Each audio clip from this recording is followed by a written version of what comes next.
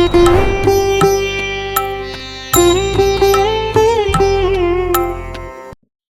கிருஷ்ணா. தினமலர் ஆன்மீகம் நேயர்களுக்கு முதல்ல வணக்கங்கள். ஒரு காலகட்டத்தில் பெற்றோரை ஹோமில் விடுறதுங்கிறது ஒரு பெரிய பாவமாக பார்க்கப்பட்டது. இன்னைக்கு பார்த்தா நிறைய முதியோர் இல்லம் அதிகமாயிருக்கு. ஆனால் இன்னைக்கு கலிகாலத்தில் வாழ்க்கையை 2 பேர் வாழறதே ஒரு பெரிய போராட்டமாக இருக்கிற சூழல்ல அது கூட ஏற்றுக்கக்கூடிய ஒரு விஷயமா இருந்தாலும், எப்படி இது எந்த மாதிரியான ஒரு மக்களுக்கு பாதிப்பை ஏற்படுத்தும்? அதாவது முதியோர் எப்படி இருக்கணும், உங்க கேள்வி யங்ஸ்டர்ஸ் எப்படி இருக்கணும்? கேள்வி என்னன்னா, இன்னைக்கு முதியோர் நிலையத்தை பார்க்குறோம். இதில் கஷ்டப்படக்கூடிய ஆத்மாக்களை பார்க்குறோம். அவங்களால வீட்டில் வாழ முடியல, வைத்து வைக்கக்கூடிய ஒரு நமக்கு ஒரு வசதிகளும் பத்தலை. இன்னைக்கு நாளில் எல்லாருமே அதுதான் பண்ணுறாங்க. இது எப்படி நம்ம புரிந்து கொள்வது? ஸ்டே ஹோம்னு சிலது, ஸ்டே ஹோம்லாம் இப்போ அதிகமாக இருக்கு. ஃபாரின் சம்பாத்தியம், பணம் சம்பாதிக்கணுங்கிற இதுக்கு நீங்க சொன்னதுதான் பதில். என்ன அப்படின்னா, முதல்ல குடும்பம்ன்றனா என்ன, அதை முதல்ல புரிஞ்சுப்போமே. குடும்பம்னா என்ன? உங்களுக்கு உதாரணத்துக்காக சொல்றேன்.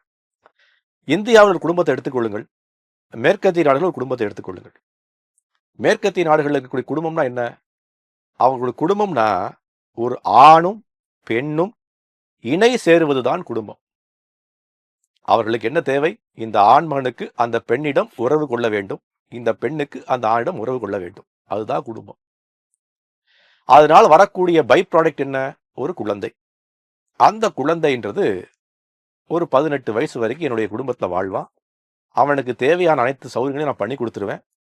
அவன் 18 வயசு வந்ததுக்கப்புறம் அவனுடைய வாழ்க்கை என்ன, அவன் என் பையனாலே பொண்ணாலே எனக்கு தெரியாது. இதுதான் மேற்கத்திய கலாச்சாரம். நம்மளுடைய பாரதிய கலாச்சாரம் என்ன? ஒரு குடும்பம் அப்படின்னா என்ன? எல்லாரும் ஒன்று சேர்ந்து, நமக்கு அவங்க தான் அரண், அவங்க தான் நமக்கு அரணாக விளங்குவார்கள். நம்ம எல்லாம் ஒன்று சேர்ந்து வாழக்கூடிய விஷயம். நமக்கு ஏதாவது கஷ்டம்னா உதவக்கூடிய நபர்கள், நமக்கு வாழ்க்கையில் ஏதாவது துரதிருஷ்டனாலும் உதவக்கூடிய நபர்கள் அப்படின்னு சொல்லி தந்தை, தாய், மைத்துனர்கள் எல்லாரும் ஒன்று சேர்ந்து ஒரு கூட்டு குடும்பமாக வாழ்ந்து கொண்டிருந்தோம். அந்த கூட்டு குடும்பம் என்னாச்சு? கொஞ்சம் கொஞ்சமாக சிதறி போய் தனித்தனி குடும்பங்களாக மாறிச்சு. தனித்தனி குடும்பங்களாக மாறும்போது என்ன நடக்கும்? என்னுடைய தாயார் தந்தையை யார் வைத்துக் கொள்வது?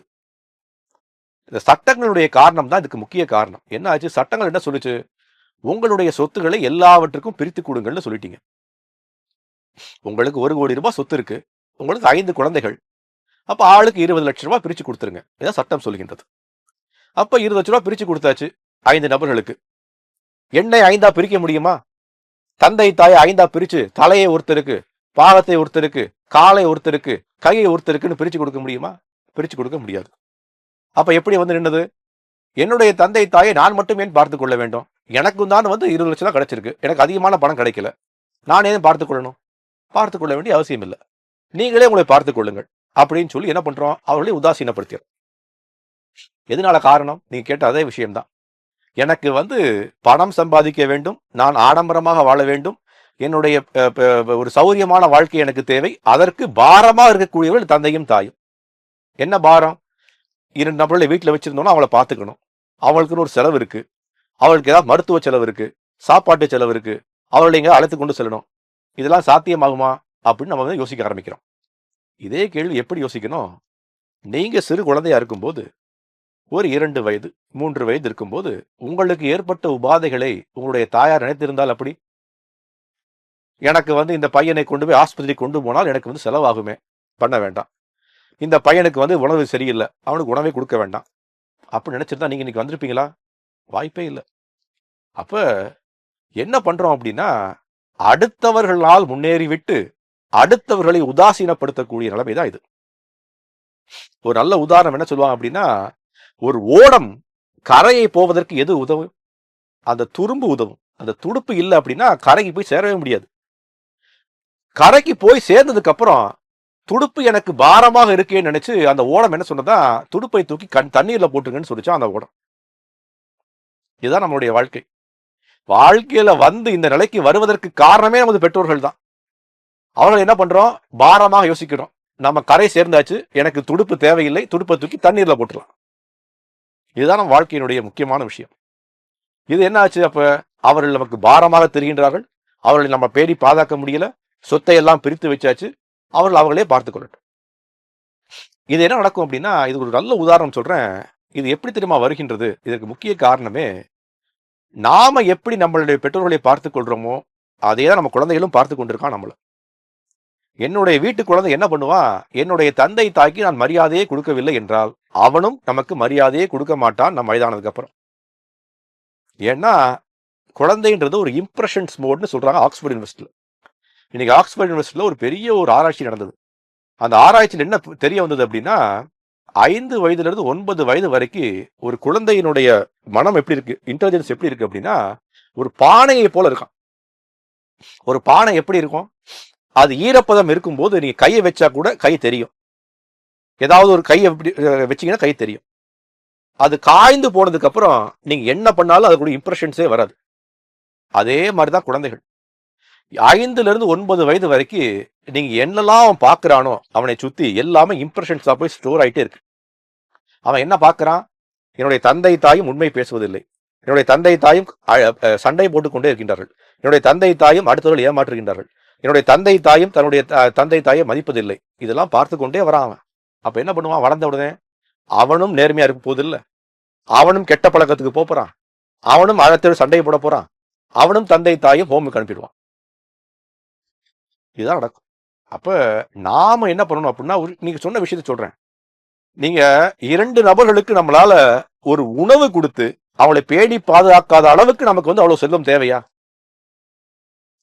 அவளை யோசிச்சு பார்க்கணும். நமக்கு இன்னைக்கு நான் அடிக்கடி சொல்லுவேன், நபர்கள் அனைவருக்கும் நிறைய பணங்கள் இருக்கு. ஒவ்வொருத்தரும் பணத்தை எப்படி வீணடிக்கிறோம்? சினிமாவுக்கு போய் வீணடிக்கிறோம், வெளியில போய் சாப்பிட போய் வீணடிக்கிறோம், வெளிநாட்டுக்கு பயணம் செய்து வீணடிக்கிறோம். நமக்கு தேவை ஒரு சின்ன 2 வீலர் கார் வாங்குறோம், நமக்கு தேவை சின்ன கார், நம்ம மெர்சிடிஸ் கார் வாங்குறோம். என்ன காரணம்? நமக்கு பந்தா பண்ணணும், நம்முடைய சமுதாயத்துக்குள்ள நம்ம பெரிய ஆள்னு காட்டணும். அப்ப அதற்கெல்லாம் யார் இடையூறாக இருக்கின்றார்கள்? என்னுடைய தந்தையும் தாயும். என்ன காரணம்? அவர்களுக்கு செலவு செஞ்சால் என்னால வெளிநாட்டுக்கு பயணம் செய்ய முடியாது. அவர்களுக்கு செலவு செஞ்சால் என்னால் பெரிய ஹோட்டல போய் சாப்பிட முடியாது. அவர்களுக்கு செலவு செஞ்சால் நான் பெரிய ஒரு தீபாவளியில பெரிய பட்டாசு 1000 வாழாவை வெடிக்க முடியாது. அப்ப நம் வாழ்க்கை எப்படி ஆகிவிட்டது? அடுத்தவர்களுக்காக வாழ்ந்து கொண்டிருக்கோம். அடுத்தவர்கள் என்ன சொன்னோம்? இவங்க 2 பேரும் பாருங்க எவ்வளவு ஆடம்பரமாக வாழ்றாங்க. ஆடம்பரம் முக்கியமா? அந்த பாவத்தை சம்பாதிப்பது முக்கியமா? அந்த தந்தையும் தாயும் கஷ்டப்பட்டு கொண்டிருக்கிறார்கள் ஒரு ஹோம்ல. அவர்களுக்குரிய செலவை ஏற்படுத்தி கொடுத்தாச்சு.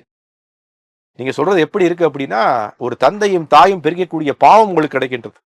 இதெல்லாம் புரியாது உங்களுக்கு. என்ன நடக்கும் அப்படின்னா, நமக்கு வயதோகியம் மறந்தபோது நம்முடைய குழந்தையும் அதே செய்யும் போது நம்ம நடக்க முடியல, நம்மளால பார்த்து கொள்ள முடியல, எனக்கு தகுந்த பாதுகாப்பு இல்லை. அப்ப பணம் என்ன செய்யும்? பணத்தை வெடித்து எல்லாத்தையும் சரி பண்ண முடியும் அப்படின்னா, எதற்காக குடும்பம் தேவை? அதான் மேற்கத்திய கலாச்சாரம். மேற்கத்திய கலாச்சாரத்துல பணம் தான் முக்கியம், குடும்பம் முக்கியம் இல்லை. இன்னைக்கு அதே ஆட்களை இன்னொரு உதாரணம் சொல்றேன். பெர் கேபிட்டா நான் ஒரு டேட்டா மாதிரி உங்களுக்கு கொடுக்குறேன். என்ன அப்படின்னா, பெர் கேபிட்டா லெவல்ல அமெரிக்கால தான் அதிகமான நபர்களை அரசாங்கம் பார்த்து கொண்டிருக்கின்றது இந்தியாவை விட. பெர் கேபிட்டா பேசிஸ்ல. பெர் கேபிட்டா பேஸ்னா என்ன? 100 நபர்கள் இந்தியாவில் வாழ்றாங்க, 100 நபர்கள் அமெரிக்காவில் வாழ்றாங்க. 100 நபர்கள்ல 5 நபர்களை இந்தியாவில் அரசாங்கம் அவங்களை பேணி பாதுகாக்குது. அமெரிக்கால 20% பாதுகாக்குது அவங்கள. என்ன காரணம்? யாரும் பேணி பாதுகாக்கிறது குடும்பம் இல்லை. அவன் நடு ரோட்ல வந்தாச்சு, 60 வயசு, குடும்பம் இல்லை, உழைக்க முடியல, சக்தி இல்லை, வேலை கிடைக்கல, சாப்பிட்றதுக்கு வழி இல்லை. கவர்மெண்ட் ஃபுட் ஸ்டாம்ப்ஸ் கொடுத்து கொண்டிருக்கு. ஃபுட் ஸ்டாம்ப்ஸ்னா என்ன? ஒவ்வொரு மாதமும் அவங்களுக்கு ஒரு ஸ்டாம்ப் மாதிரி கொடுப்பாங்க. அதை எடுத்துக்கொண்டு எங்க சாப்பிட முடியும். என்ன காரணம்? குடும்பம்ன்ற ஒரு பெரிய ஒரு விஷயத்தை, அரணை நாம் உடைத்து விட்டோம். அந்த குடும்பம்ன்ற அரண் ரொம்ப ரொம்ப முக்கியம்ன்றது நமது பாரத கலாச்சாரத்தின் மூலியமாக நமக்கு புரிய வரட்டும். ஆன்மீகம் சார்ந்த சில விஷயங்களுக்கு உங்களுடைய கேள்விகளுக்கு பதிலை சொன்னோம். இன்னும் உங்களுக்கு நிறைய கேள்விகள் இருக்கலாம், சந்தேகங்கள் இருக்கலாம். நடைமுறையில் இருக்கக்கூடிய விஷயங்களுக்கும் இதற்கும் ஒத்துப்போகுமான்ற விஷயங்கள் கூட சந்தேகமாக ஏற்படலாம். அந்த மாதிரி இருக்கக்கூடிய விஷயங்கள் எல்லாரும் கேள்விகளை அனுப்புங்கள். பகவத்கீதை மற்றும் நம்மளுடைய வேத கலாச்சாரத்தின் மூலியமாக வரக்கூடிய பதில்களை பார்த்து உங்களுக்கு சொல்லக்கூடிய பாக்கியம் எனக்கு இருக்கும். ஹரே கிருஷ்ணா.